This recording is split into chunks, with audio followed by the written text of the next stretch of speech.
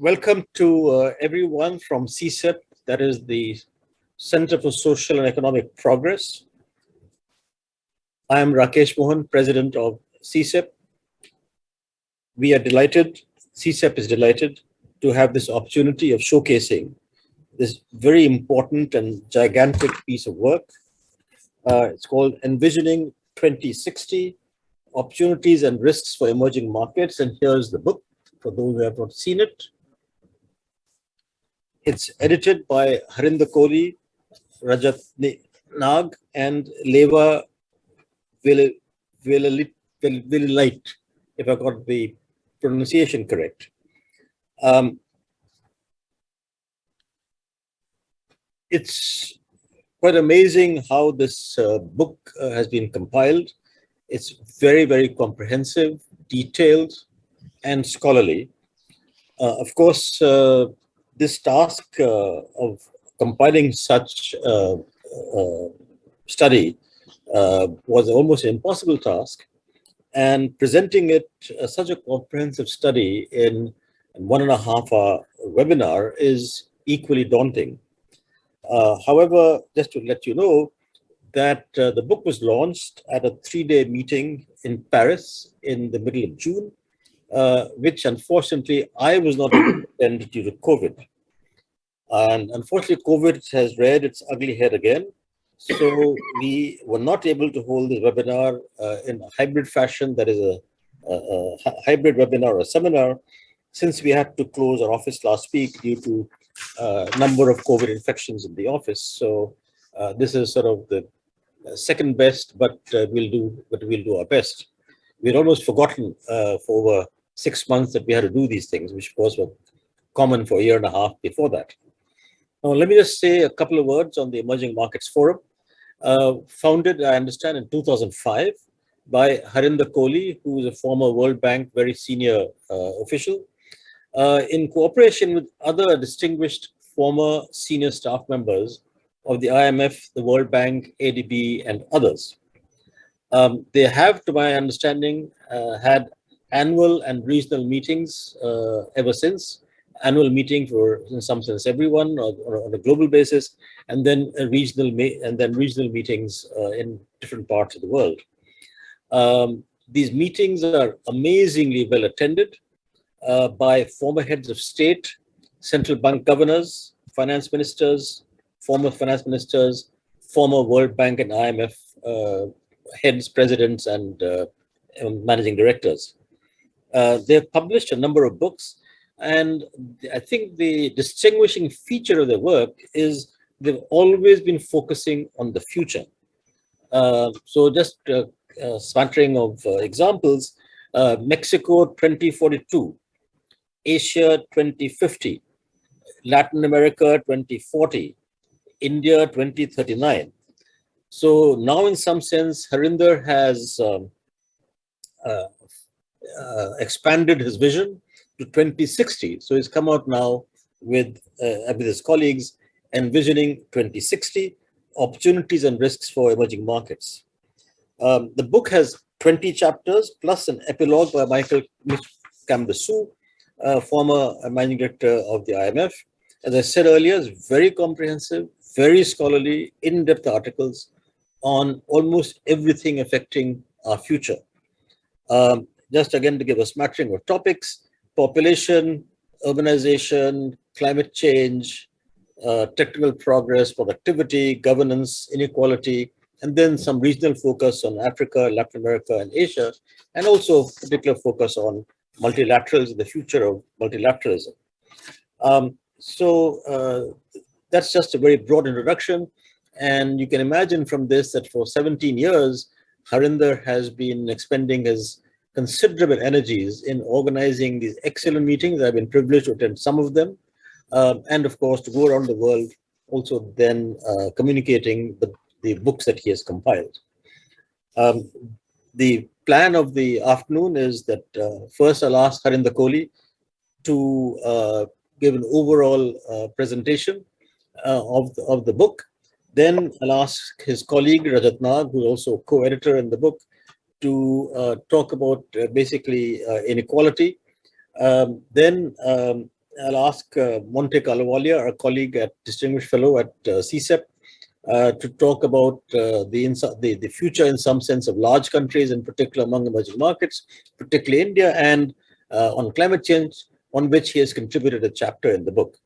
And then I'll ask Amita Batra, the professor at JNU, to talk about trade in particular, future of trade.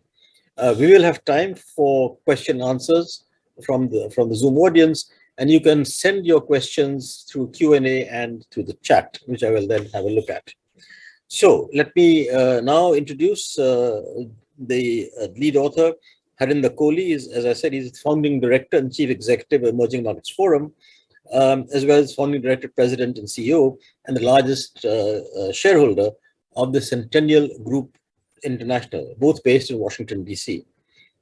He's written extensively on the emergence of Asia, Latin America, Africa, and other emerging market economies, financial development, and infrastructure. He has led Centennial Group teams that have helped the Asian Development Bank, the Development Bank of Latin America, to develop their long-term corporate strategies.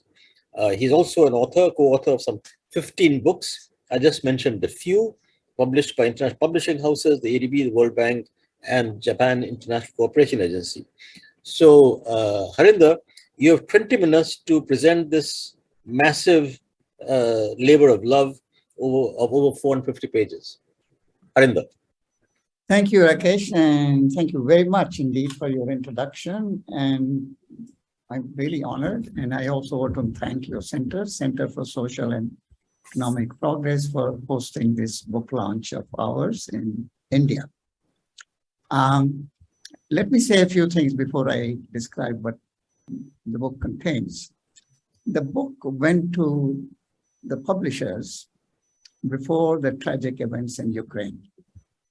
And therefore, it doesn't touch the events in Ukraine and their impact on the global economy and particularly emerging markets. While it is not clear as to how and when the conflict will end, and whether and how Russia will rejoin the global economy as before, we believe the current events are unlikely to fundamentally alter the trajectory of the global economy as portrayed in the book. The same could be true about the recent rise in tensions between China and the G7 countries, but that is more debatable. And that may somewhat alter some of the things which the book is discussing. So that's the point number one I wanted to mention. I should also incidentally say that in the immediate aftermath of the hostilities in Ukraine, as you well know, the commodity prices spiked. But in the last couple of weeks, almost all commodity prices, wheat, fertilizers, and now oil, the commodity prices are almost back to pre-hostilities level. And hopefully they will stay there, but one is never sure. But the sanctions on Russia still stay, and they are not back to being members of the global community. The second point, as a background, I should mention that this book is a product of 20 authors from around the world. As Rakesh hinted, only 3 of us are here today. I hope people, some 60 people who are with us right now, will have a time to read the book. We will be sending to the center copies of the book as a compliment. And I think you can reach out to the center to get your copies if you're interested. And please take time to read. I hope you'll find it interesting. The book is about 500 pages long. As Rakesh said, there are 19 chapters. And as you can imagine, it's impossible to summarize the book and the chapters in 20 minutes that I have this morning. But let me make the following points before requesting my colleague Rajat to talk about one of the issues which particularly concern us and which is a global issue. The points I want to mention are the following. The book highlights one finding, that the post-pandemic world will be very different than where we were in 2019. This will be not only because of the changes brought about by the pandemic itself, but because pandemic has brought into a sharper relief or accelerated a number of underlying trends which were already underway by 2019. Let me give you a few examples. Widespread dissatisfaction with globalization and a move towards sourcing closer to home.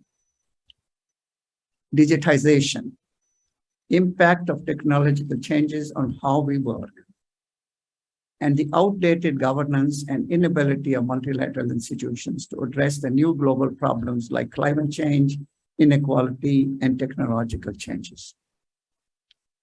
The second point I would like to highlight is that the book looks at the longer-term opportunities and risks facing the emerging economies, and not at the short term. Rakesh, you've already mentioned that. It discusses 10 global megatrends, and I'll come back to that towards the end of my remarks. It discusses key issues that you touched on, like governance, inequality, climate change, global monetary system, productivity, and presents prospects of 3 regions of the world: Africa, Latin America, and emerging Asia. It also presents a number of scenarios how the world economy may evolve between now and 2060 under different assumptions. I should emphasize that we are not making projections, but we're presenting different scenarios based on an in-house model of the world economy that we have. Third, overall, we have a fairly optimistic view of where the world could be in 2060. In our view, the world economy will be driven by technological developments and innovations, and by what will happen in emerging and developing economies, particularly in Asia. Fourth, the book presents 2 very different contrasting scenarios, an optimistic and a pessimistic scenario amongst the various scenarios that I mentioned. Perhaps we can now show you 2 slides showing how different these 2 scenarios are in terms of outcomes.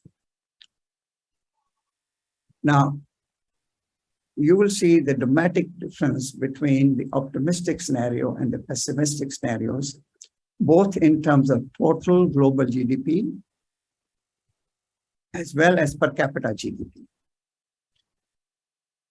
At the level of world as a whole and different regions of the world. The most dramatic difference is not in advanced economies, but basically in sub-Saharan Africa and in Asia. At the global level, the difference is 2.5 times. And in case of Africa, it's more than 3 times. Next slide, please.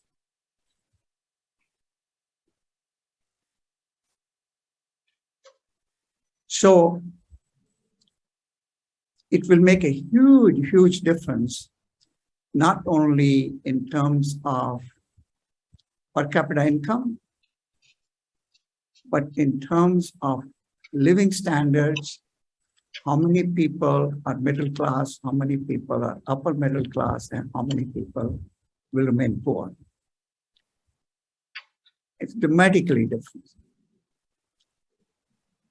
And we can come back to this later on. The biggest difference will be what happens to productivity in terms of growth scenarios. Let me come back.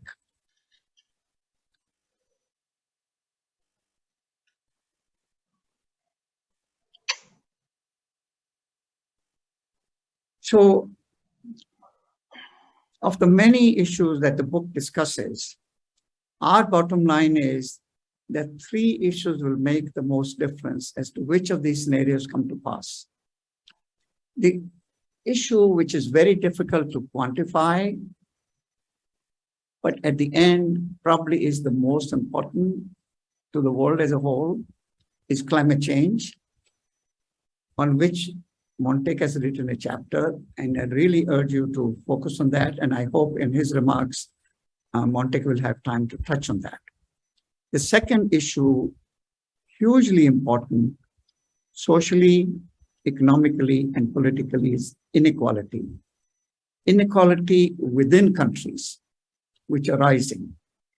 The trend started in the mid-80s in the US, spread to some other developed countries, and now it's a global phenomena in China, in India, in Brazil, in South Africa, in Mexico, and almost every developing countries.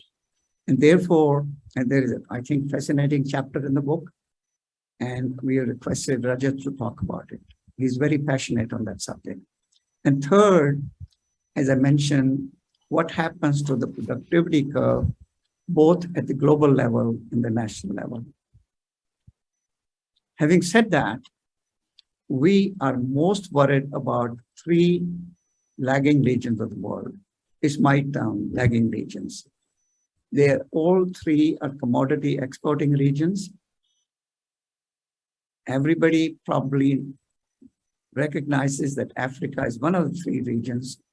But if you look at productivity and if you look at the long-term trends, there are two other regions which join Africa in that. One is Latin America. You may be surprised by that, or some people. And the second is the Middle East. If you make the long-term scenarios, if the current productivity trends continue, current being the last 15, 20 years, then all three regions will be left behind.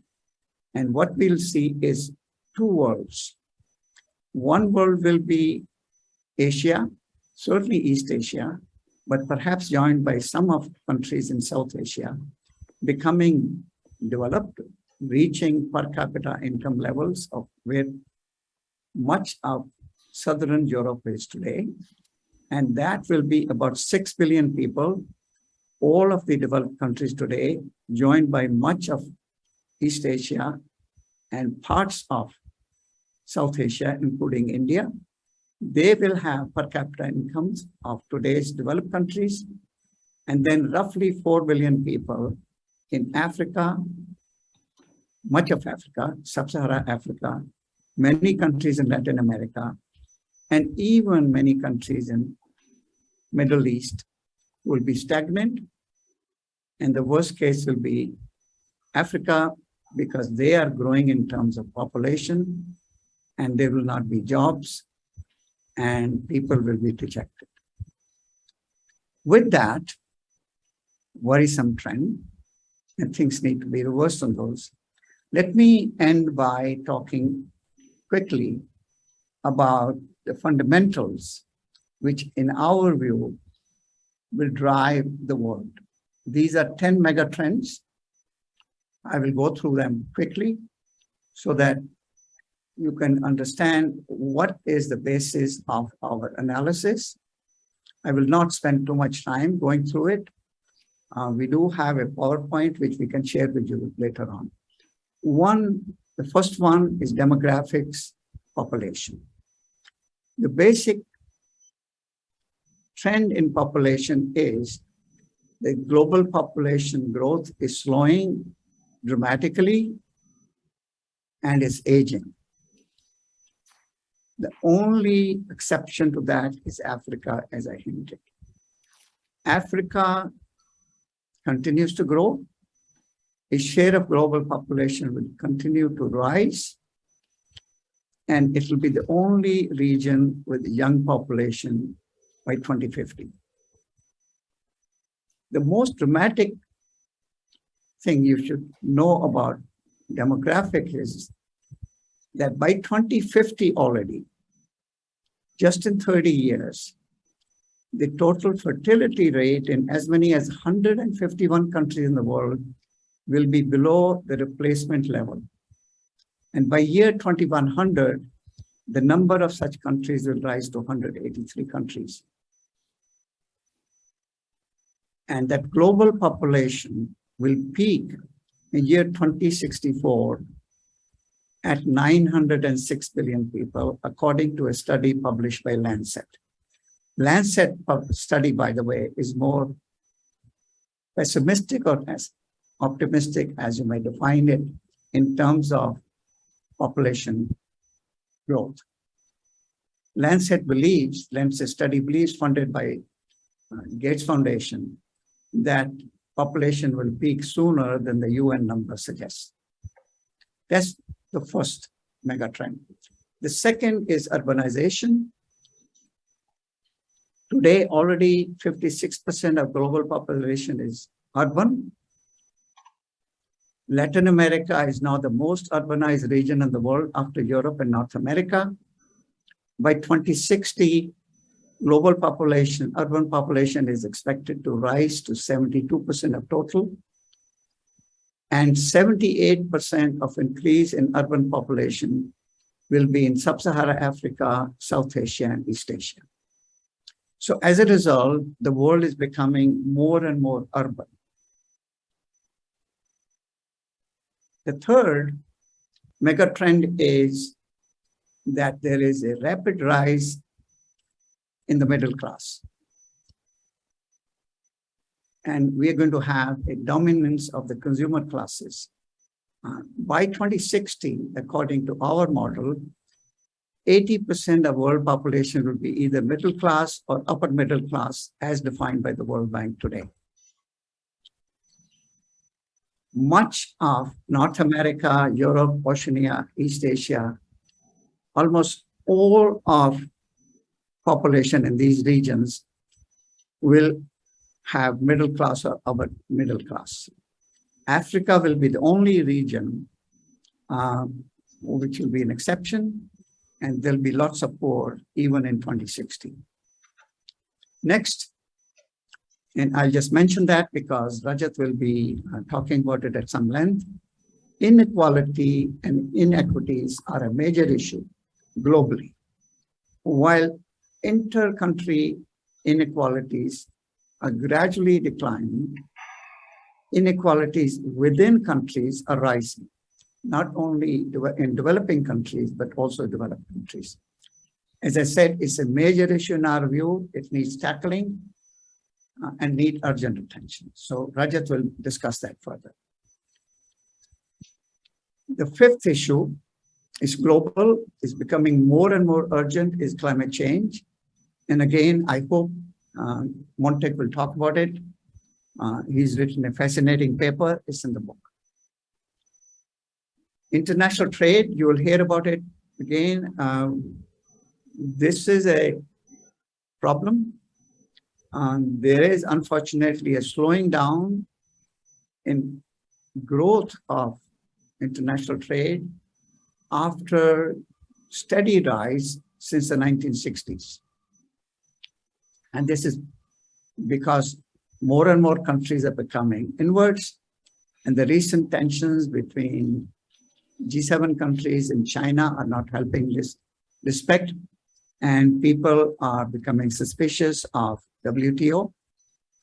And I hope our second discussion will take this issue on. Technological progress is one generally positive development. It could be a solution to many of the issues that the world faces, including climate change, would help in healthcare, in inclusive finance, but it also has a flip side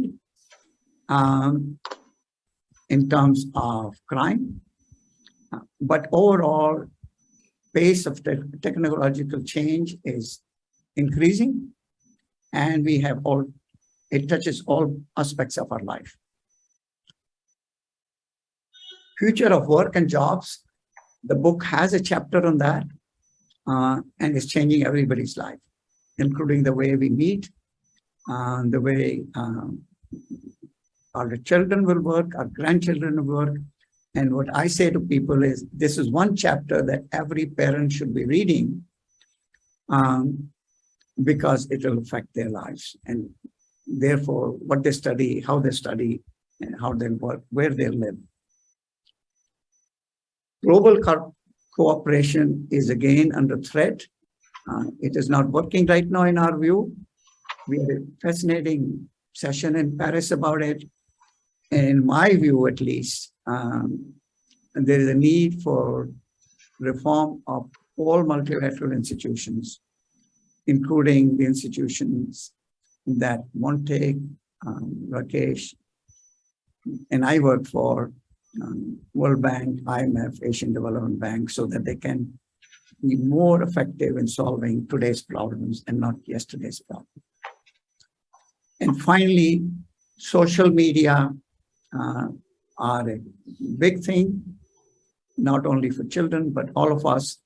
And they could be helpful in improving governance, but they could also be a force for, if you would, disturbance in governance of economy. They can make political forces uneasy, but at the same time, they can create crises of the world. So those are the 10 megatrends which will affect all countries to bigger extent or smaller extent. One thing I just want to say before I end, these trends are not, they don't operate in isolation. They're not vertical cylinders. They operate within the context of each other. In many cases, they reinforce each other, but sometimes they may offset each other. And of course, beyond these 10 megatrends, there will always be black swan events like Ukraine or like the pandemic. So we have to be aware of that. Thank you, Rakesh. Thank you very much, Harinder. I am really impressed that you took exactly 20 minutes. I don't know how you manage these things. It must be your management skills that you learned early in your life, which most of the economists don't have. So thank you very much. It is always a heroic act to do the kind of projections economists are used to doing. My own thesis was projecting up to about 25 years, about 15 years, but projecting up to about 2060 is truly heroic. And I must say that the kind of issues that you have focused on are really the kind of issues I think all of us need to be thinking about greatly. And of those, of course, the first one that we'll have a little bit of detail on is by Rajat Nag, our next speaker, who of course is one of the co-editors of the book. He's currently a distinguished fellow, both at the India's National Council of Applied Economic Research. Had it been some other institution, I wouldn't have permitted him to be on this seminar. But since I also headed the NCIR in the late 90s, this is permitted, Rajat. And he's also a distinguished fellow of the Emerging Markets Forum, of which Harinder is the head. He has been a visiting professor at the Graduate School of Development Management, the Asian Institute of Management in Manila. He currently does serve as a distinguished professor at the Emerging Market Institute at the Beijing Normal University in China. And he's also an advisor and board member of several organizations. And in some sense, most importantly, he was managing director general of the Asian Development Bank during 2006 to 13. Rajat, welcome, and you have 10 minutes. Thanks very much, Rakesh, for your kind introduction. And thanks very much also for hosting this event. Much appreciated. So let me pick on one factor that Harinder noted is a crucial megatrend, and that is rising inequalities. We believe that this could be an existential challenge for the world going forward, and how well we deal with it will be a major factor in determining how we evolve as societies, both globally and nationally. I'll cover three issues very broadly. First, the profile of income rising inequality. Second, the consequences of inequality. And third, in a way, the most important is what do we do about it? So first, profile of inequality. Since World War II, the world has experienced unparalleled economic prosperity and social conditions improved as well. I think there's no exaggeration that the world is today richer, healthier, and more literate than it was a generation back. But simultaneously, it has also become more unequal and getting worse. And these are the two phases of development of the world: rising incomes, but also rising within country inequality, marred by still very high social deprivations in many places. Now, if we look at the within countries inequality, as both Rakesh and Harinder have already referred, we see that the country's inequality within country declined somewhat starting in the 50s, more dramatically in China, but in all countries inequality decreased. But then from the late 70s and 80s, it started rising again. And that's the story now worldwide, be it the US or be it China or India or Brazil or Mexico, within country inequalities have been rising. And this trend, which I mentioned on the Gini, is confirmed by various other measures, such as the top 10%, share of the top 10% of the incomes, or 1% or whatever. Now, several factors, all of them sort of reinforcing each other in a way. One, of course, is technological change, which has negatively impacted the low-skilled workers, benefited the high-skilled. Financial sector reforms, which again has involved a major transformation, decreased the share of labor as part of GDP, as wages have not kept up with GDP. Greater returns to capital over time rather than labor, and within labor to high-skilled labor. Fiscal policies in most countries have become less progressive, including reductions in income tax progressivity and safety nets. And Harinder alluded to it, international competition due to globalization, whereas of course it has benefited consumers all over the world. It has also kept wages low, particularly for the low skilled. And of course, the recent pandemic has exacerbated the situation. Now, when we talk about inequality, I think it's important that we distinguish between good inequality and bad inequality. Don't lump them all together. Good inequality, I would say, is a result of hard work, higher skills, higher human capital experience.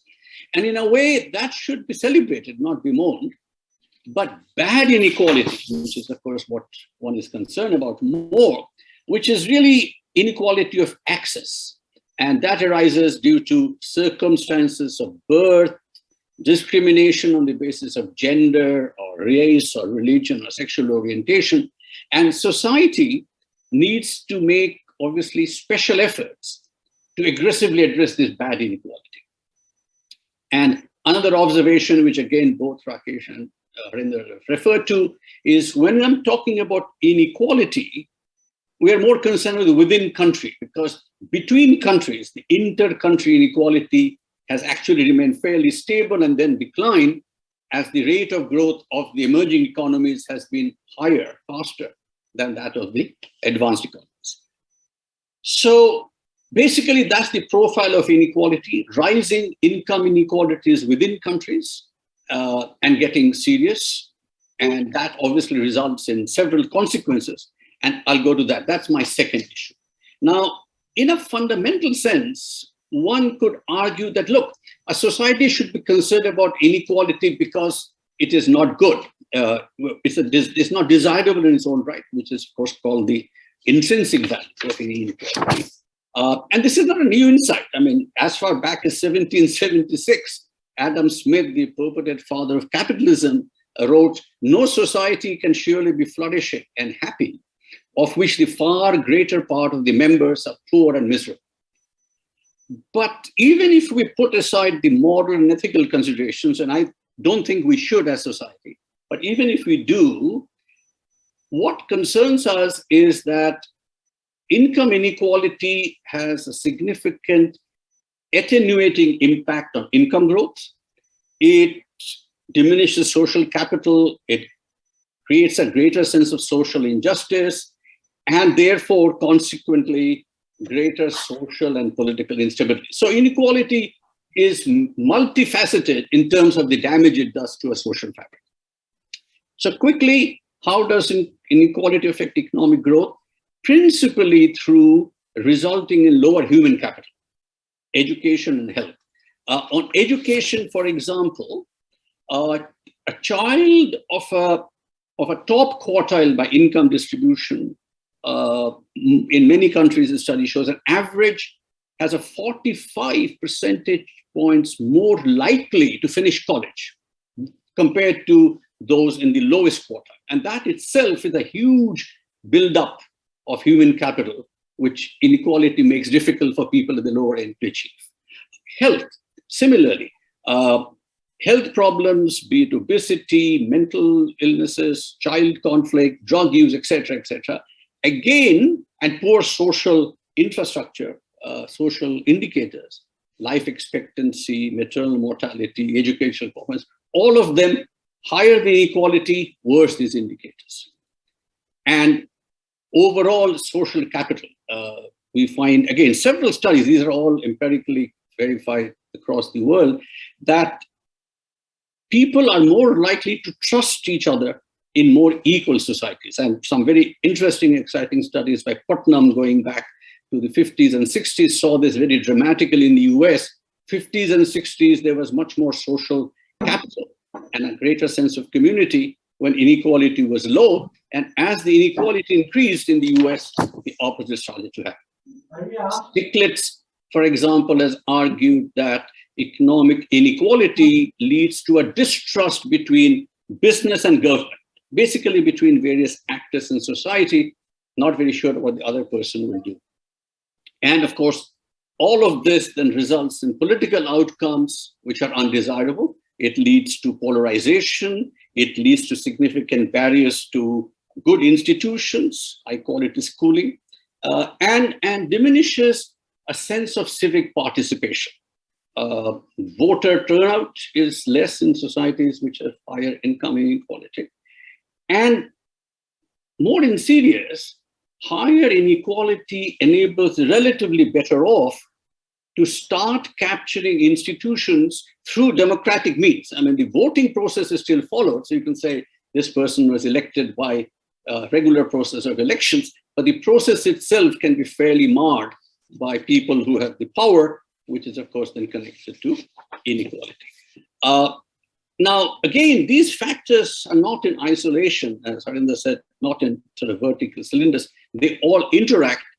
But the worrisome thing is they're mutually reinforcing. Unfortunately, none of these factors negate each other. They just reinforce each other. Now, again, there'll be very little disagreement on what I've just said, the consequence of inequality. The more challenging thing is, so what does one do about it, which is my third point. Now, there are essentially three policy approaches. You can take what is called the equalizing opportunity approach. Basically, you say, look, I want to have an equal opportunity of access. I'll focus, therefore, on, let's say, universal education. But after that, I won't do anything else.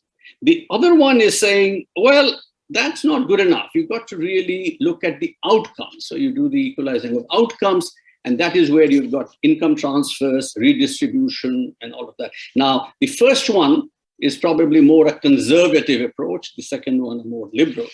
But we believe in the work that we have done and seen, you really have to combine the two. Like everything else, middle path is better. And it fuses concerns about access and outcomes.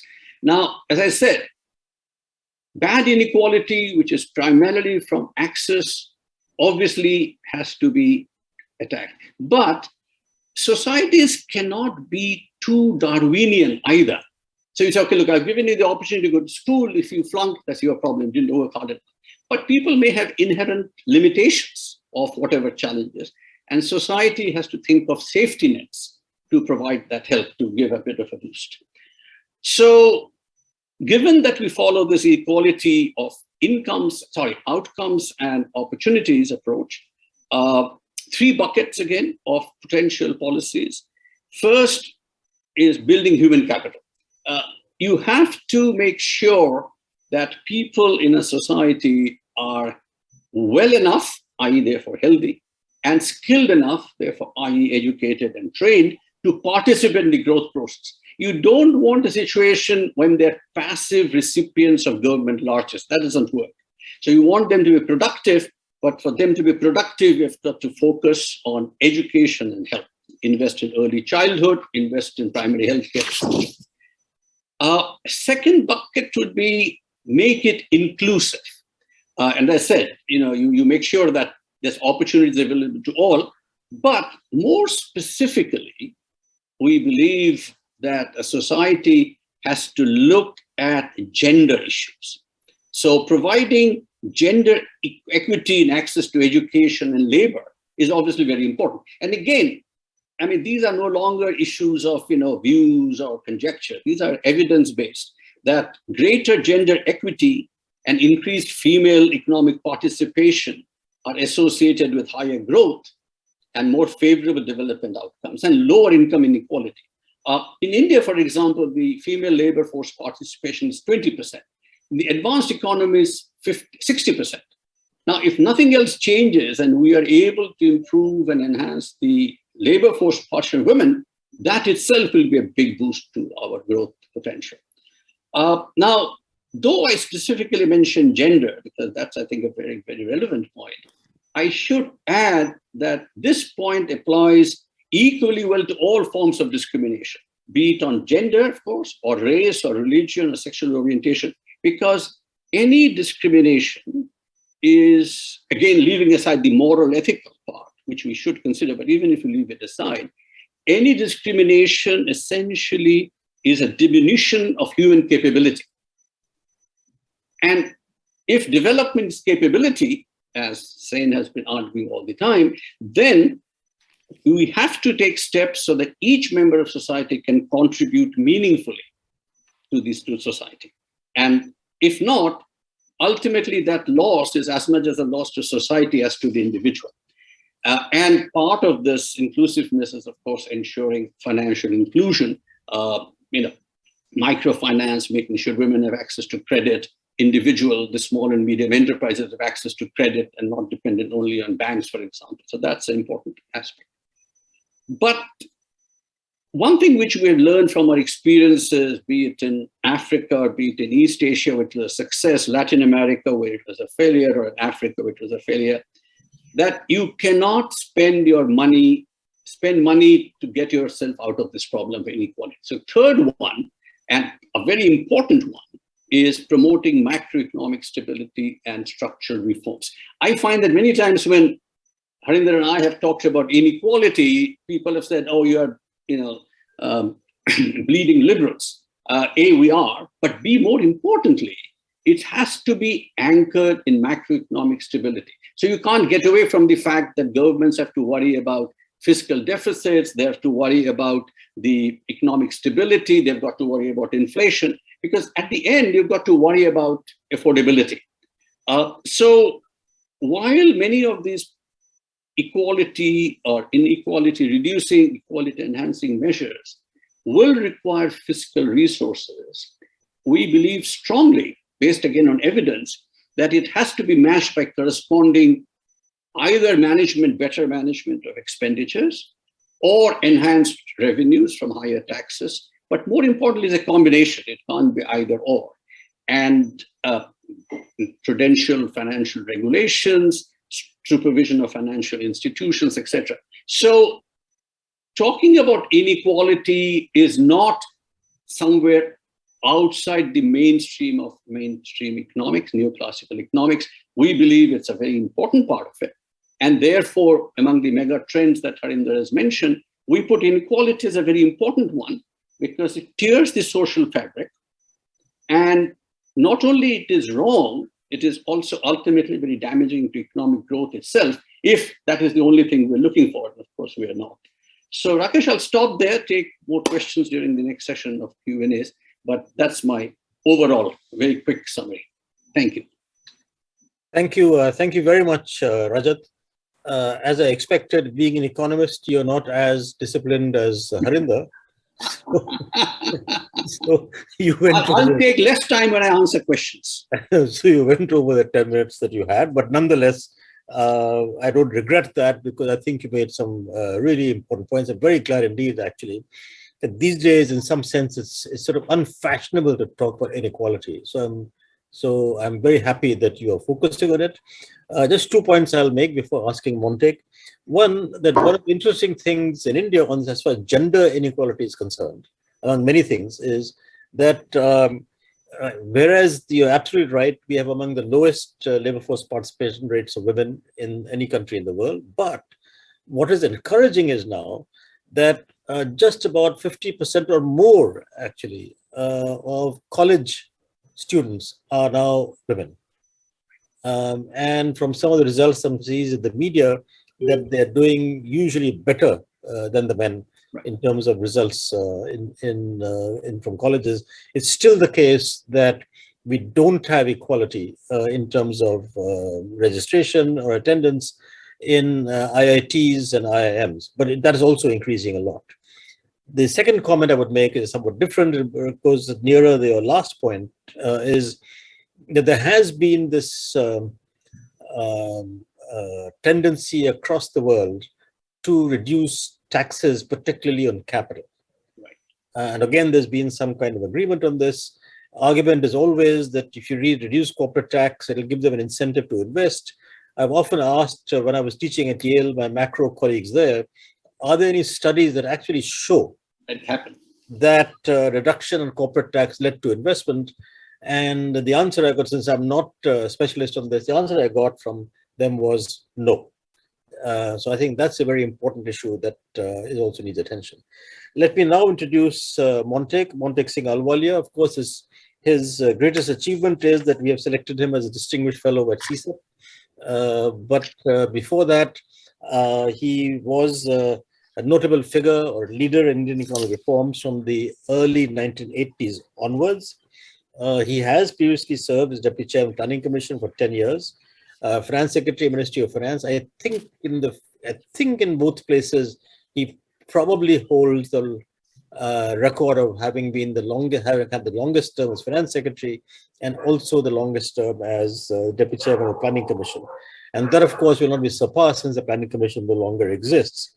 He was also the first director of the Independent Evaluation of the IMF, and all his achievements have been recognized for public service, and getting the second highest civilian award in India, being the Padma Vibhushan.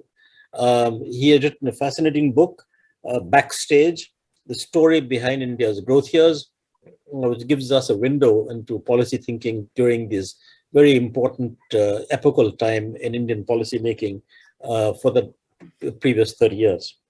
So, Montek, all yours. I am told you're going to talk about focus a little more on the largest countries, perhaps, and including India, and on climate change. Thanks very much, Rakesh. Thank you. Is this some message you're saying? Okay. I'll try and keep within the time limit, although I am an economist. I just want to make a couple of comments on the projection side, kind of trying to relate them to the Indian assessments, which might be of interest to the audience. And then I'll focus a bit on climate change, which is really the substantive subject that I've been asked to talk about. As far as the projections are concerned, Harinder has already given a fairly solid kind of explanation that these are not projections so much as scenarios. So let's look at them as scenarios, which is also useful. And the important thing that comes out, there are no country-specific projections or scenarios, but they are for groups of countries, and we happen to be in the group that is the Central and South Asia group, in which India probably dominates. And the interesting thing about the projections is that this group, under all the scenarios of strong policy reform, central tendencies, poor policy reform, comes out as pretty much the fastest, except sub-Saharan Africa, which begins quite low and therefore is set to accelerate. Now, the interesting thing is that the Indian the South Asian growth projection, I mean, under a strong policy reform, it comes out to be about 6%. It's anybody's guess what India's would be, but maybe it could be a teeny bit above the 6%, but not that much more. And remember, this is up to 2060.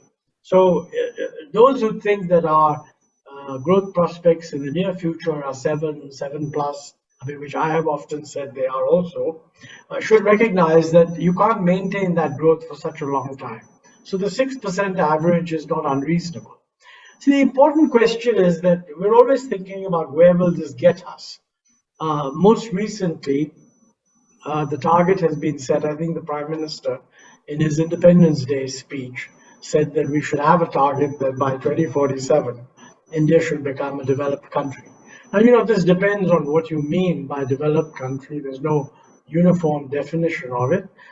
If you go by the World Bank definition of a sort of high-income country that's over $12,000 per capita and starting at about 2,000 or something just below that, then on these scenario projections, even on a strong assumption, we don't cross that 12,000 limit. I mean, in the strong policy scenario, we get to about 7,000, 9,600, pretty good in my view. On the central scenario, we'd only get to 7,500. I mean, those are significant improvements from the present level. But I think we need to be a little realistic on what exactly can be achieved in this period, given the growth rates that are possible. Now, of course, it's quite possible that if somebody projects that India can grow at 8% or something like that, then maybe the target would become feasible. But on these projections, not so. Now, let me come back to the critical area, which is climate change. You know, the projections in this book are based on assumptions about good policy. And there's no question that climate change could be the biggest threat to growth rates and generally prosperity, not only for the world, but especially so for countries in the tropics, and India would be one of the worst affected. Now, the tragedy on that is that good policy here doesn't mean just good Indian policy. It means good policy for the world as a whole. So there is an ongoing international negotiation on what should be a good climate change outcome. And I think we had a pretty major breakthrough in COP26 last year in November, when for the first time, all developing countries, including India, agreed to bring the emissions down to zero. Now, the point at which they reached zero varied, some before, some later. India said 2070, China said 2060, Indonesia also said 2060. European countries have done even better than 2050, America's 2050.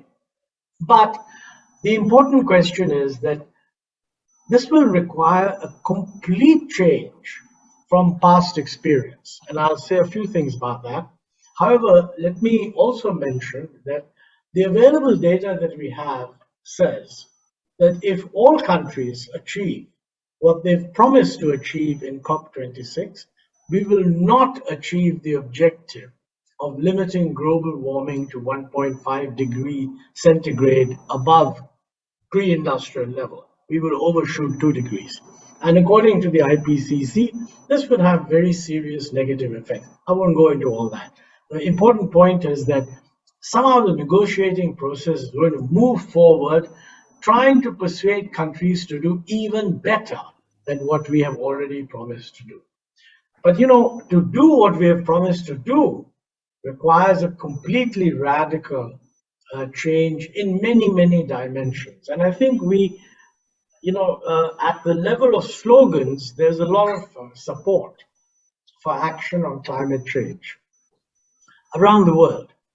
And around the world, that support evaporates when it comes to making specific decisions on what you're going to do on policy. And I think this is a big problem.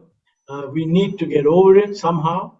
And I think the only way you can get over it is by taking a number of hard decisions. So let me just illustrate one or two areas. Number one, Without doubt, the single most important thing that we have to do is to decarbonize the generation of power.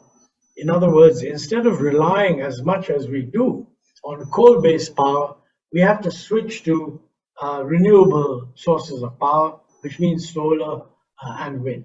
Now, the relative costs of these sources now have come down quite significantly. But the problem is these sources are intermittent. So if they are intermittent, then they produce electricity quite cheaply when they're actually producing it. But then there are periods of the day when they don't produce the electricity. For that, you need some other mechanism.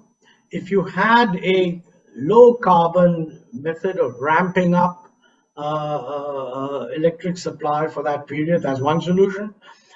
Pumped hydro storage would be one example. Grid scale battery storage would be another example. That you produce a huge amount of electricity capacity, but you manage to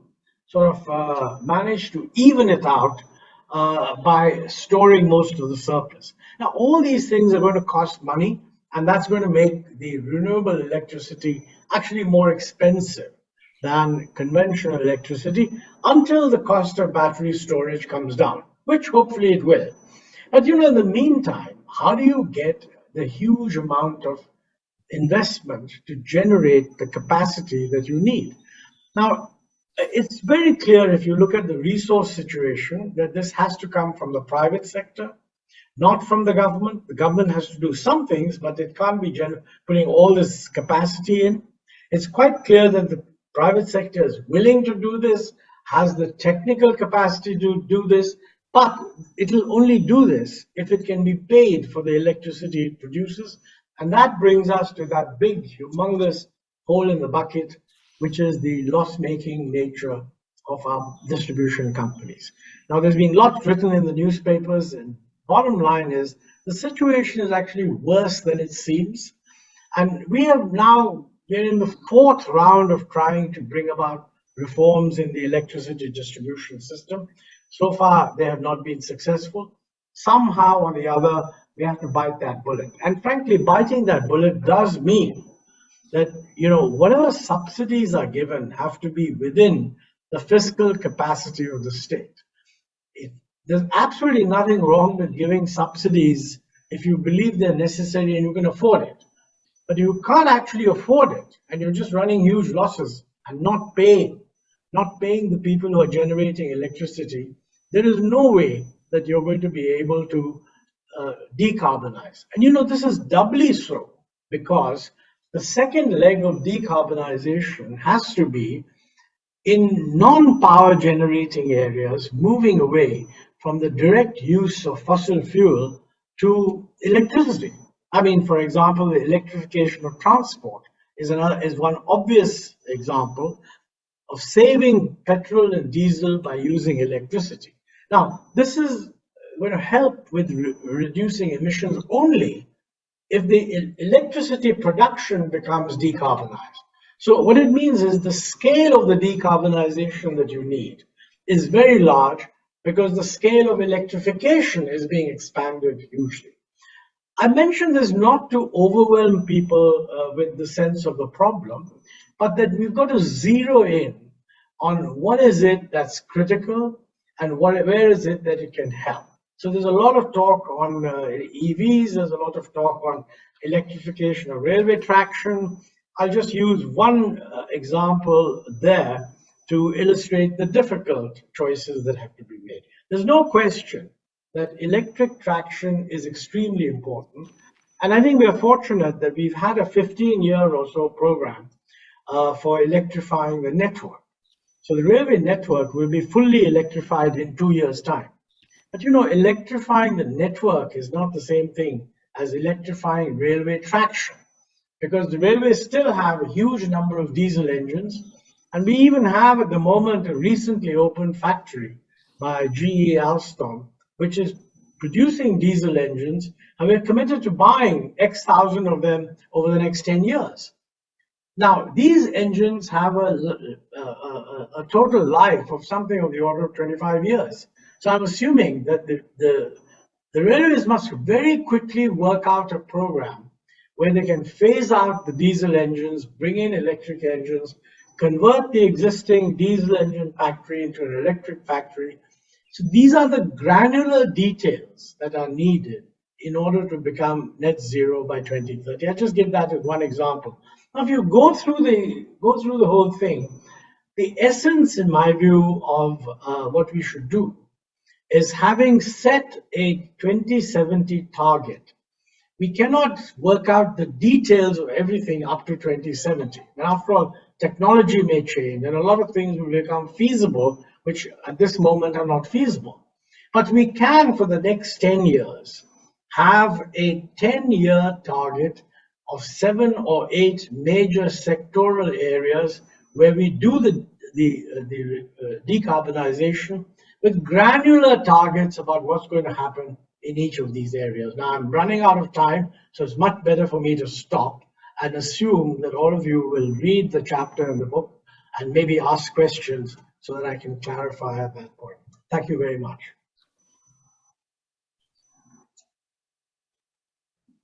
Thank you very much, Montek, for the very crisp rendition of your chapter and a lot of the work that you've been doing with us for over a year.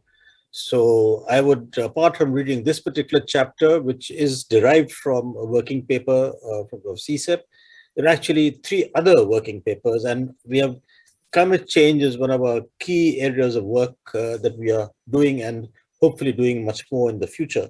I'll just mention a couple of 3 things that Montek said, which are very, very important. Some of the most important one is that this is one area where just domestic policy won't do. And this is where Harinder's point on global cooperation becomes extremely important. But I would say there is that for mitigation, you need global cooperation. Adaptation, most of it can be done domestically, but possibly with the need for external funding. Second, I think very important thing you said, Montek, was that we need to do even more than what has been committed at COP26. And I think that's a very important point, because even the commitments of COP26 seem somewhat awesome.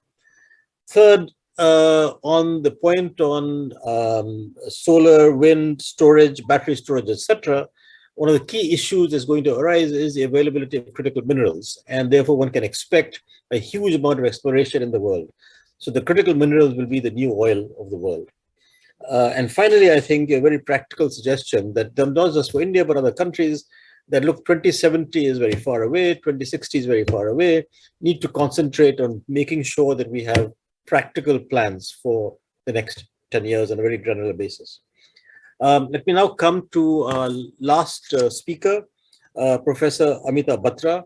She is Professor of Economics at the School of International Studies and former in Jawaharlal Nehru University, former chairperson of the Center for South Asian Studies.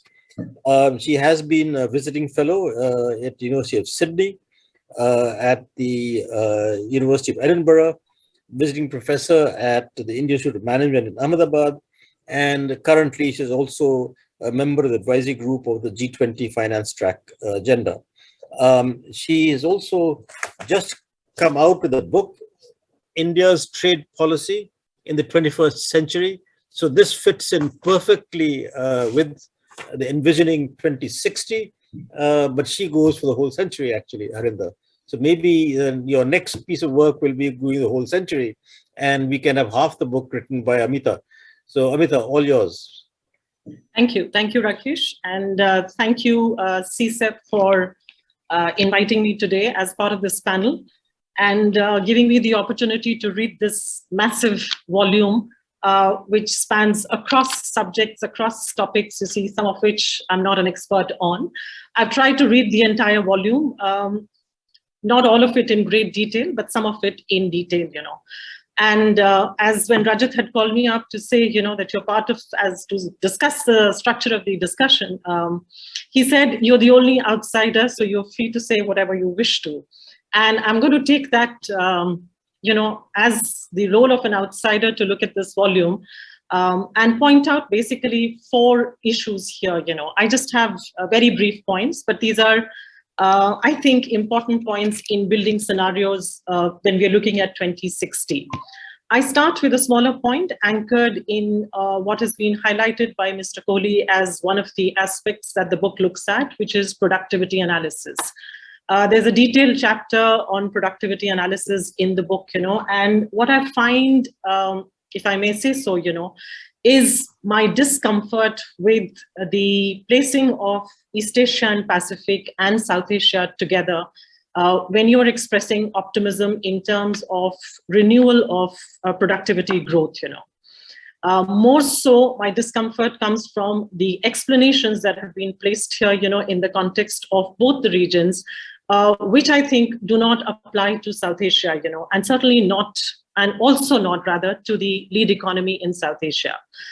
You place the productivity analysis and the growth optimism, the renewal of productivity optimism in the fact, as far as human development or human capital development in East Asia and Pacific is concerned, rates of growth being higher than even North America, or reaching close to what North America has achieved, You place it in their trade and economic integration policies, particularly with regional economies. I think there is a, frequent reference of this across the book at many places, East Asia and Pacific, both optimism in future, as well as the past, based on their policies of investment, export-oriented growth strategy, and how they have been able to, benefit from the technology spillovers of being anchored in global value chains. You very specifically say cross-Pacific value chains in the chapter. None of this really applies to South Asia.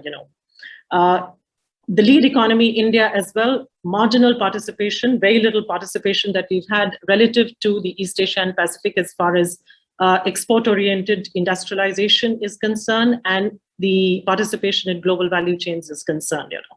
Apart from Bangladesh, which has been to a certain extent a part of the textiles and apparel, ready-made garments value chain, we don't see this, explanation fitting into South Asia. So when you say productivity, growth, and optimism as far as South Asia is concerned, I think one needs a different kind of an explanation, which perhaps you can offer to us.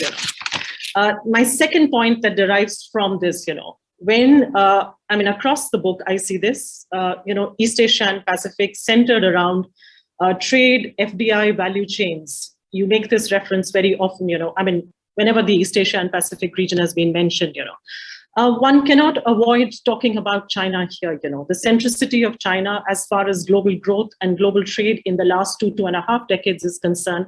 I think we are all aware of that, But what is more important, I think, when we are building scenarios today, is to consider how changes are happening within China, and how that's going to impact the rest of the world, in terms of the global exposure to the Chinese economy and the Chinese economy that's limiting its exposure to the world, both in terms of the reorientation, rather the rebalancing of the economy that started some years ago, but also more importantly, the reorientation of the Chinese economy that has been evident more so in recent years, 2015 onwards, starting with their Made in China 2025 and consolidated further in their 2020 dual circulation strategy. I think these aspects are very, very significant when we're talking about the changes in the global economy. Global economy is where you set your scenarios for the emerging market economies. So we can't avoid talking about these aspects. And we shouldn't avoid talking about the impact of these aspects, on the rate of growth, global growth as such, and how the external environment is going to change completely, or very significantly as a consequence of the Chinese growth, change in Chinese growth strategy. My third point that is also derived from this, is that, the Chinese reorientation, while it started with a rebalancing, in more recent times, when we are talking about the reorientation of the economy, has much to do with geopolitics, having started with the Obama presidency in terms of pivot to Asia, consolidated or concretized in terms of the Trans-Pacific Partnership, later by Trump in terms of the US-China trade war. Today, what we are looking at in terms of aggravated hostilities towards China as a consequence of, not as a consequence, but partly also as a consequence of the Ukraine crisis. While you do say that this book went into publication before the Ukraine crisis really, kind of came out of nowhere for all of us, But what is important here, one, I think the economists tend to isolate scenario building and growth projections completely from the political aspects, Whereas I think in recent times, we've seen the most explicit and overt expression of politics in economic instruments, whether that is in terms of value chains, whether that is in terms of trade sanctions consequent upon Ukraine crisis, or use of tariffs, as has been evident in the US-China trade war. And the implication in economics, or in economic terms, that is important both for productivity analysis as well as for scenario building, is the impact that this is going to have on efficiency, on relocation of value chains, which again is something that you've mentioned many times in the book, More and more large corporations are looking for safer, secure partners as far as value chains are concerned when they're thinking of relocating. In this move towards friendly alliances or friendly partners as far as relocation is concerned, the cost is going to be in terms of efficiency. Not all substitute trading partners or not all substitute import of inputs, is going to be equally efficient as what we have today, Cost competitiveness that guided unbundling earlier, is not what is going to guide the value chain relocation today, So in that context, not to account for this, this is not something that is, by the way, only a consequence of Ukraine crisis. Ukraine, of course, in terms of critical elements, etc., but started much before that as a consequence of the US-China trade war. When large corporations have become more careful and more skeptical of continuing with additional facilities in China. This, I think, is very significant as far as scenario building is concerned. I wish we could have alternative scenarios in terms of what could emerge as possible political alliances impacting upon possible alliances as far as value chain relocations are concerned, and how that will impact upon efficiency, productivity, growth globally, as well as in the regional context. My last point, which is on the India story. All of us like to believe India has great potential and, is going to be, as you say, close to the developed country levels, standards of living. My doubt, that exists here, or my question here is in terms of the three factors that you lay out, which are positives as far as India is concerned. One, of course, infrastructure, which I'll not question. I don't have anything to say. Rightly so, physical infrastructure, huge strides that India has made. But in terms of the second, where you talk about India's demographic dividend, I think we've talked about the demographic dividend for very long now. Recent studies have shown that as far as the demographic dividend is concerned, we lack in the right kind of skills as far as our youth population is concerned.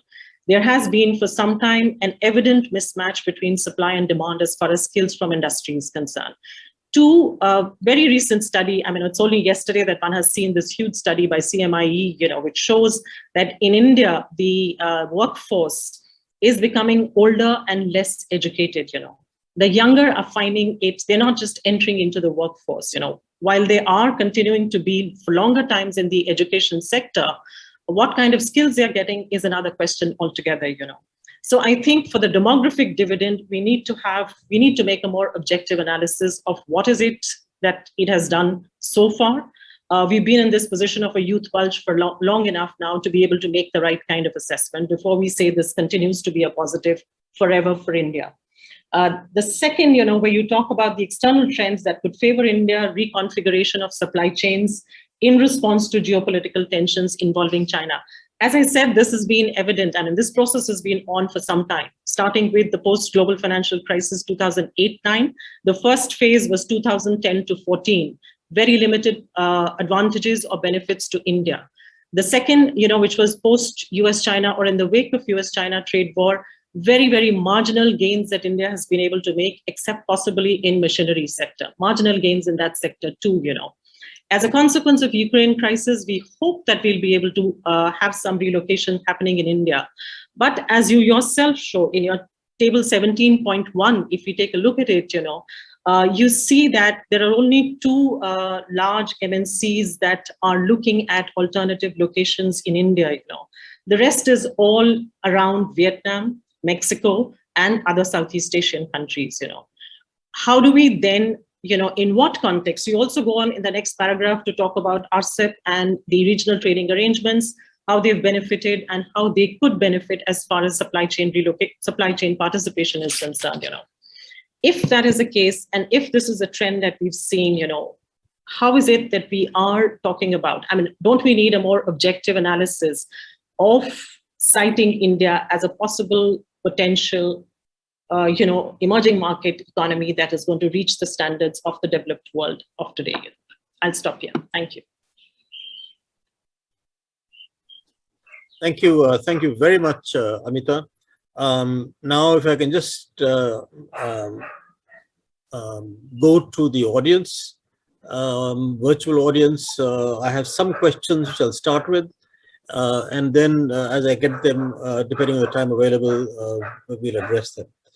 So the first question is actually something that Amita just said, which is to do with the how important will be the political environment.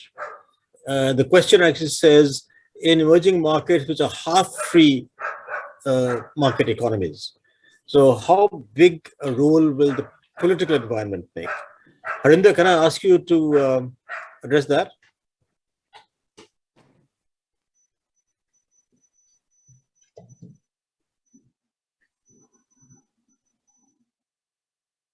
You're on mute, Harinder. So let me link that question with Amita's comments. And let me say, Amita, your comments were excellent, well taken. And the chapter on emerging Asia, excluding China, is an outlier in the book. And it's written by somebody who knows both India and China very well. And he is very bullish on Indonesia, India, Vietnam, and Malaysia. And it was after much debate that the editors, Rajat and I and Ieva, decided to include that. So I'll come to that in a way, in a minute. The big issue, and I think Montek would agree with that, in case of India, and we intentionally have been silent in the rest of the book about prospects of India. And as you would have noticed in my introductory remarks, I did make a comment about China and China's relationship with the rest of the world. And if the current tensions between China and G7 continue, some of our trajectory will probably change. And things are getting worse with China, between China and both Europe and US. And Europe used to be very sympathetic to China until a year ago. And that's no longer true. I just spent a month in Europe, and country after country is getting wary about China's aggressive behavior. And I think they're burning their bridges, unfortunately, even economically, in terms of economic relations. And that has global implications. But coming to India, the question about politics.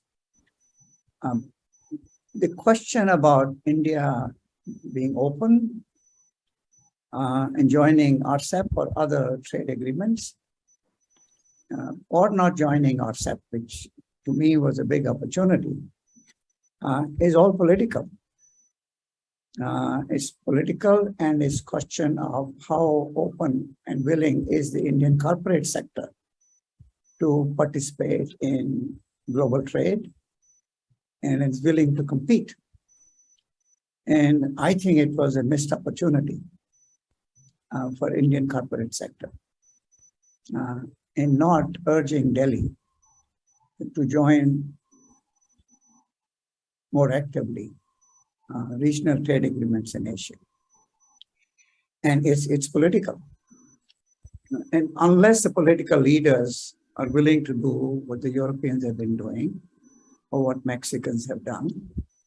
And by the way, we are right now working with the business community in Mexico to do a repeat of the Mexico study, which we did 10 years ago, to urge the next incoming Mexican administration to restart the process of reforms, including to urge the current Mexican administration not to withdraw from the revised NAFTA that they're threatening to do. And that's all political, because the business community in Mexico wants to not only maintain the revised NAFTA deal with a new, different name, but go beyond that. And they also want to open up with China, because they see China as a huge market, which is currently underused, in addition to a stronger deal with the European Union. So I think politics are very much intermingled with economics, particularly when it comes to international trade. So if I may take, Rakesh, a minute on Amita's other comments. I agree with you that India is missing the opportunity in terms of value chains. And there was an opportunity, there is still an opportunity to take advantage of tensions with China. But not only that, the wages are rising in China. A lot of companies, for portfolio reasons, but also rising wages in China, want to move some of their production out of China. And right now, they are going to Vietnam or even Indonesia. And they would probably like to come to India, like iPhone manufacturers. And they've had difficulty expanding, as I said, they like to do.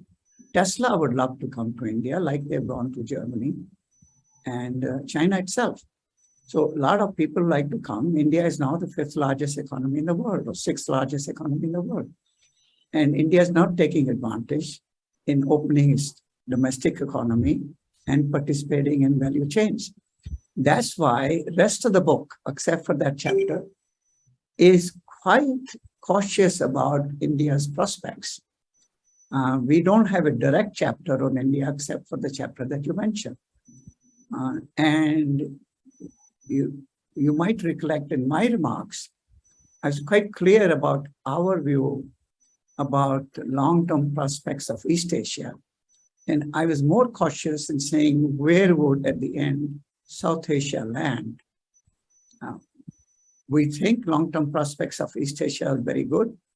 We are pessimistic about Africa, Latin America, and Middle East. And frankly, we're not sure where South Asia will go, mainly where India will go, because productivity overall is lagging.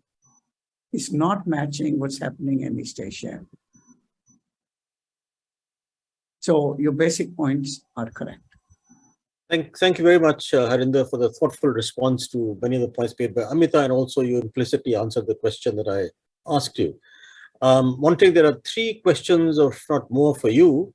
One is somewhat unconnected, but let me just give all the 3 of them to you. One is, how can we address the blind spots of transitioning to a new low carbon economy? How do you suggest we identify those questions which are unforeseen at the moment, which I thought was a rather good one? Then the general question which you addressed to some extent, how do we make our discoms better in terms of capacity and funding? And how will the political situation be handled to transition to a new low carbon economy? And finally, what are your concerns regarding financing of climate change initiatives? I know that you're working on this, so if you could briefly address these as best as you can. Well, that's a lot of questions and we have very limited time, so I'll just give a few bullet answers. One, I think there's no uncertainty in my mind on what we need to do to trigger the movement towards a decarbonized economy. Quite frankly, the difficult part is, are we willing to take some of the tough steps that are needed? Now, some steps are actually quite easy. I mean, I think one of our research centers has proposed, and I think one of the MPs mentioned this in Parliament, that we should just have 2 time zones in India. That would help in evening out the peaks of demand across the country as a whole. Now that doesn't take very long. We just do it. Second, when it comes to bringing in more renewable energy, I think the time has come that we stop making excuses for why the public distribution system, the public electricity distribution system is inefficient. I mean, people will always say that, there's nothing wrong with the people there. That's true. What is wrong is that they are subject to political intervention. So the only way you can get around that is privatize the distribution system. Look, Delhi's distribution system is privatized, Ahmedabad is privatized, Surat is privatized, Bombay is privatized, Calcutta is privatized. So it's not some demoniacal idea which hasn't had any traction in India. I would actually suggest, if somebody were to ask me, that the top 10 cities and industrial areas in India could be carved out as separate distribution zones and handed over to a private company. There'll be a huge furor, but frankly, this lies entirely in the hands of chief ministers. It's not something that the central government can do. But I think if a chief minister wanted to give a sense that he or she is really thinking of something different, this would be a very, very good signal to me. Similarly, I said on railway traction, we should prepare right now a granular 10-year plan on how to make the railways net zero, if not by 2030, maybe by 2035. Now, I mentioned to you that we already have an agreement with the GE to run they've set up a factory which they're operating, which produces diesel locomotives. And we have a contract with them to buy X thousand locomotives every year for the next 10 years, maybe 8 years remain.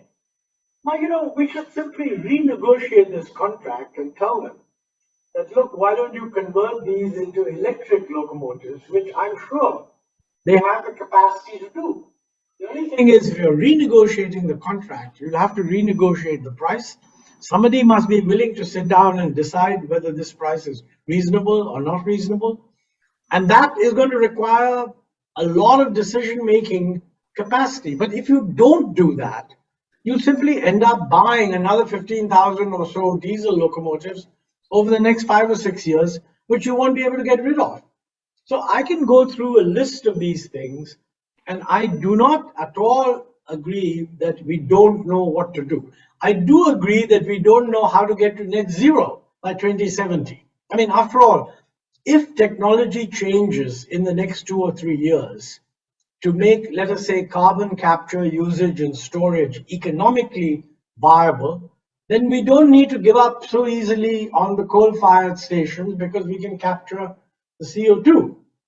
That's also true of some of the hard-to-abate areas. But those are long-term things. For the next 10 years, I think we should decide when are we going to peak emissions, when are we going to start phasing out plants, coal-based plants. There are research studies that say that, it's economical to phase out 50 gigawatts worth of plants even today. I think we should definitely introduce a carbon tax. It is completely absurd to say that we are going to move from source A to source B because source A is polluting and refuse to price the pollution. If you price the pollution, the economic incentive to move to source B would be enormous. So, there's lots that can be done. We shouldn't fool ourselves into thinking. It's a different matter if somebody says, does anyone have the political guts to do it? Well, as intellectuals or economists or think tanks or whatever, we can only hope that somebody in the government whose job it is to advise the government picks up these ideas and tries to persuade them internally. I don't know, what were the other issues you raised? I've kind of lost track of them. I think that we'll go to the next lot of questions for Rajat. Let me just say, Montek, once again, thank you so much for answering these questions and giving a somewhat wider view. and tell the audience that if you go to the CSEP website, you'll find actually a number of papers on climate change, including one on the impact on central finances, and also some estimates of what a carbon tax impact might look like. Now, a few questions for Rajat. Let me just pull them up.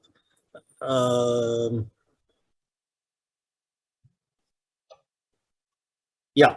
So, Rajat, we are also, all of these things we're working on, we're also working a lot on human development and growth. So one question that has come is that the questioner's sense is that you attributed within country income inequalities to lack of adequate human development, with which the questioner entirely agrees.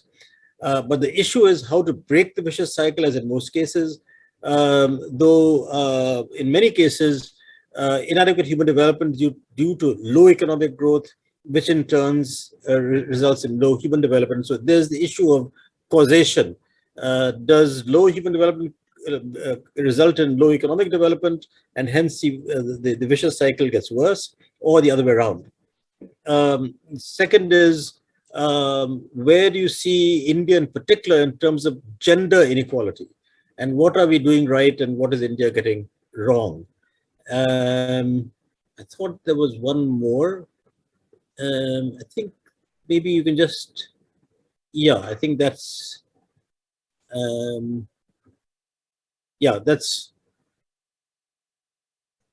if you can address those pretty general questions. And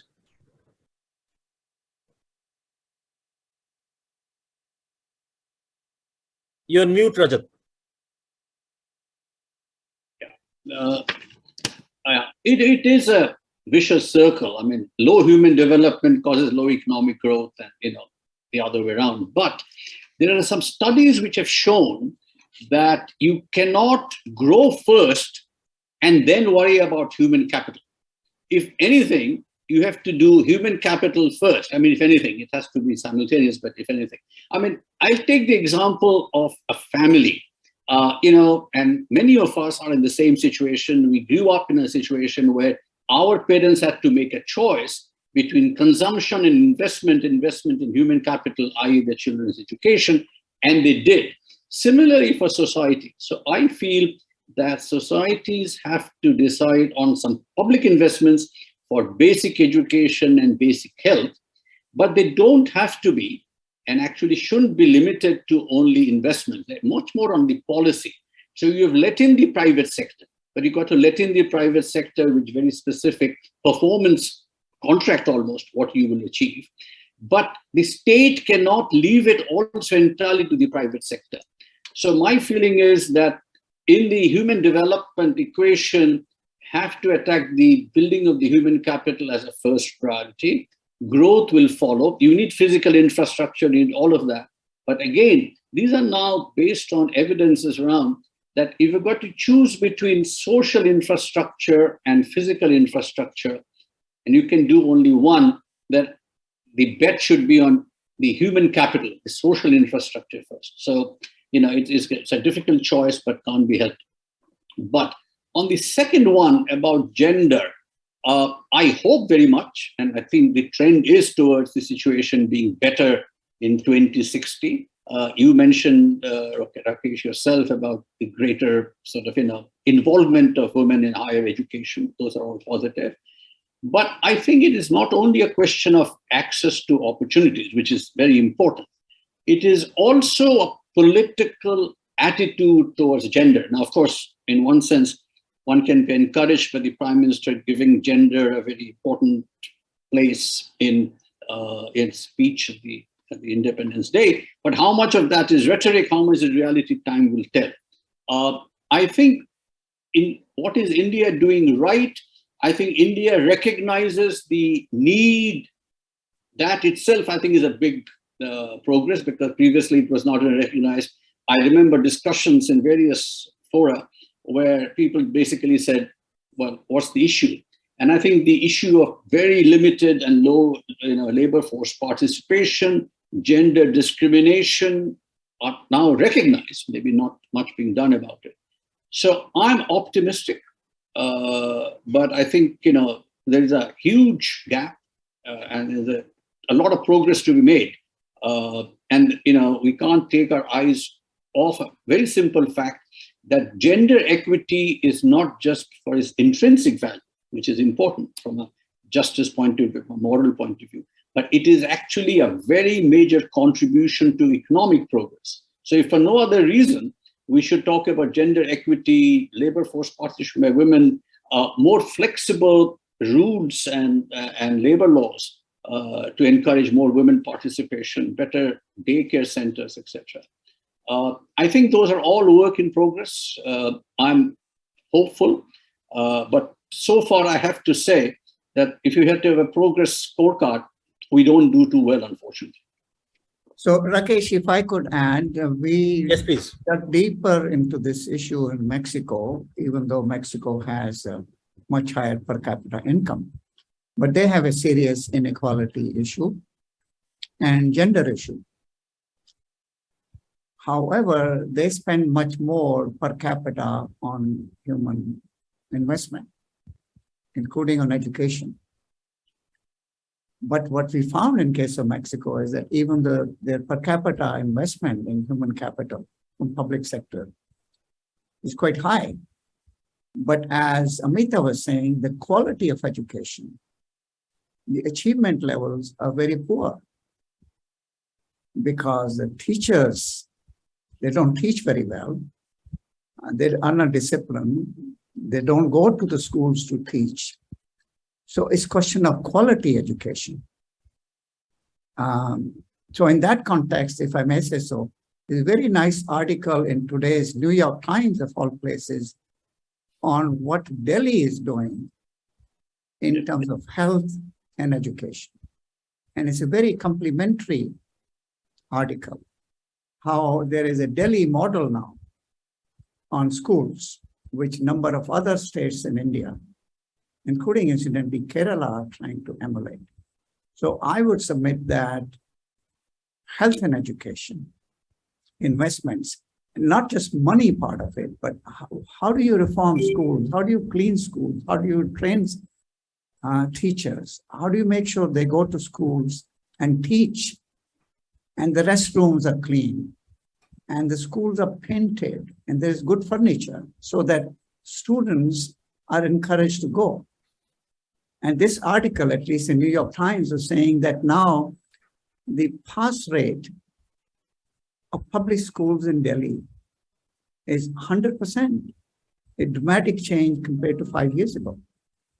So quality of education is important to address the issue that your questionnaire has raised. So it's not just a question of just money. Thank you. Thank you very much, Harinder. Once again, if I may say that this is again an issue on which we have a large program of work at CSEP. Watch the space, but it'll take us 2.5 years more to get to the end of that program. But as I've also been saying in the last 2 years, that the one key area where we have all governments of the last 75 years have not given adequate attention is to health and education. But the good news is that the quantity has gone up tremendously in the last 20 years in education.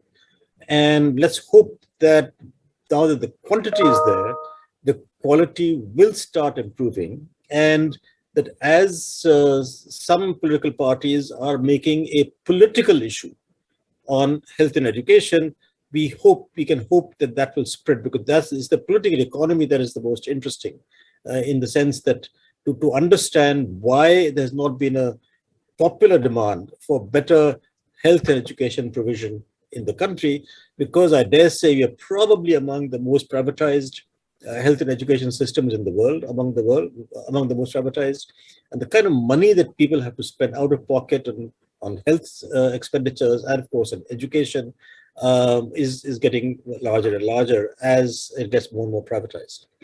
So we're coming to the end. We've only gone 15 minutes over time, which is not too bad.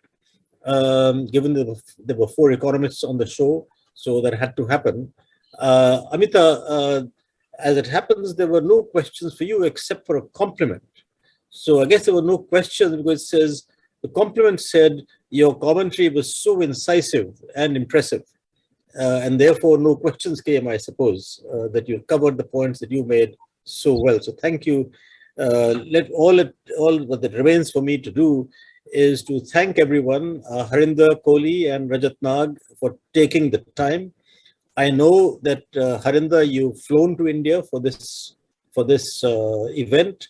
So we're very grateful that we can only apologize for not being able to do it in person, which would have been much better. But nonetheless, prior to 6 months back, we were doing this in any case.